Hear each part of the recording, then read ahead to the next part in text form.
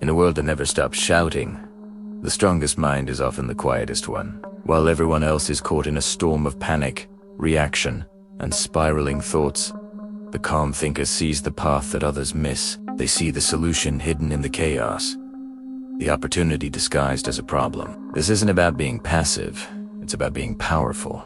It asks the very essence of learning to stay calm and think smart, a journey into mastering your emotions, controlling your reactions, and finding absolute clarity, especially when the world around you feels like it's falling apart. Emotions can be brilliant guides, but they can also be masterful deceivers. Stress has a way of blinding you to the obvious. Anxiety can take a tiny, manageable problem and inflate it into a catastrophe that feels impossible to overcome. But calm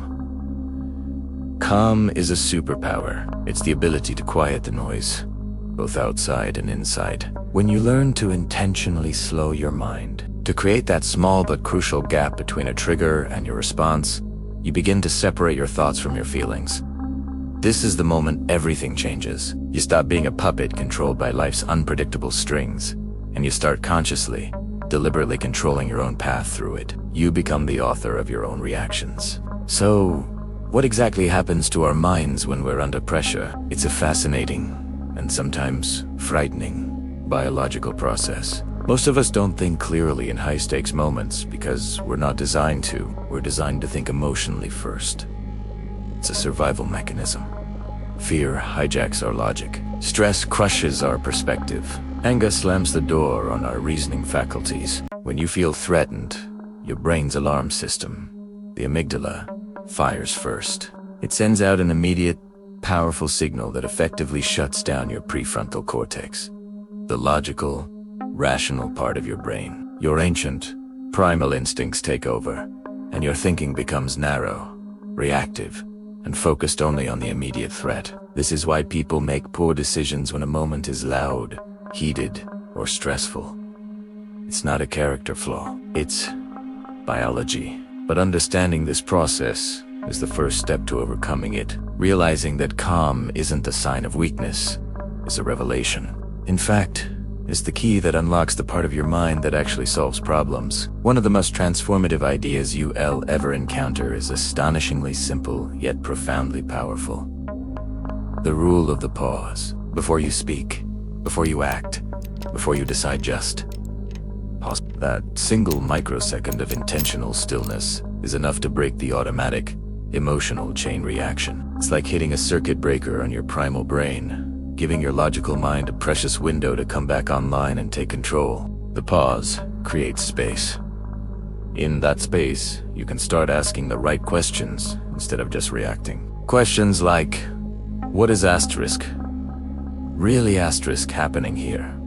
Beyond my initial interpretation, what specific emotion is driving me right now? Is it fear, anger, or something else? What outcome do I actually want to achieve in this situation? And most importantly, is the reaction I'm about to have going to help me get that outcome, or will it only make things worse?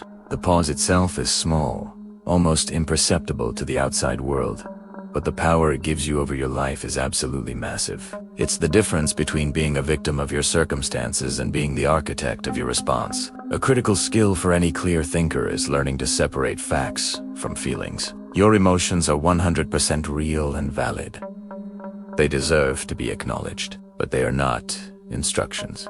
They are not direct orders from the universe telling you how to act. Calm/effective thinkers learn to draw a sharp line between what they feel and what is actually verifiably true. For example, the feeling of being ignored doesn't automatically mean someone disrespected you. Maybe they were distracted, stressed, or dealing with something completely unrelated to you. The feeling of being nervous before a presentation doesn't mean you're unprepared. It could just be your body's natural response to a high-stakes situation. The feeling of anger when someone says something hurtful doesn't necessarily mean they intended to cause you harm. Perhaps they were clumsy with their words or ignorant of the impact. The moment you successfully separate your emotional experience from the objective facts of the situation, you regain control. You stop being a prisoner of your feelings and become an observer of them. And from that place of observation, you can choose a response that serves you, rather than one that simply serves the emotion of the moment. So, how do we actually cultivate this state of calm? It's not about just telling yourself to relax.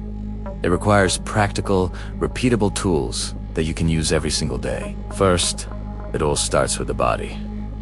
Controlled breathing is your anchor. By consciously taking slow, deep breaths, you send a direct signal to your brain as alarm system that you are safe and not under immediate threat. This simple physical act can instantly lower your heart rate and calm your entire nervous system. Second is a technique called cognitive This is about actively changing the story you tell yourself about a situation. Instead of seeing a setback as a failure, you ask, what else could this mean?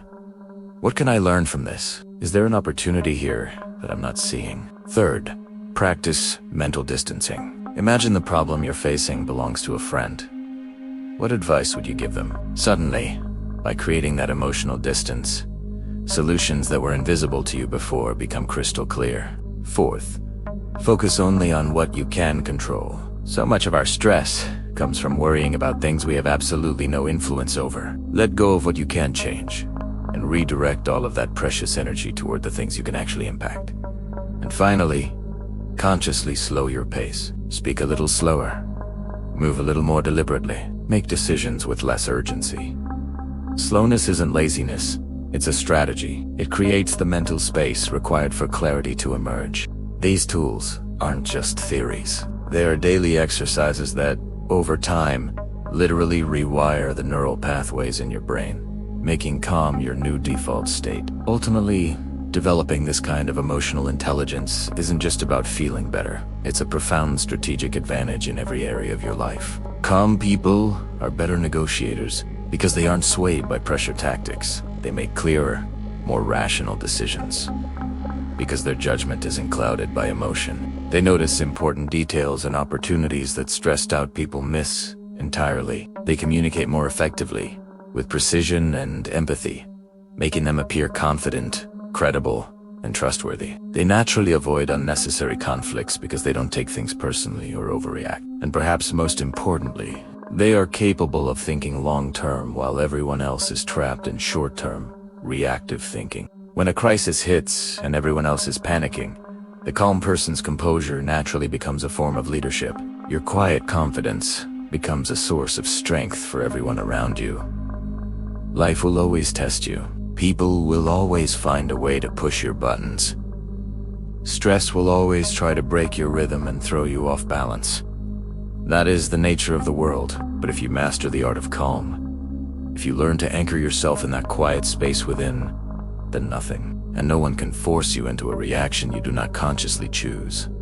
You will navigate chaos with a quiet clarity. You will lead with unshakable composure. You will think with surgical precision, and you will live with a deep sense of control, not over the world, but over yourself.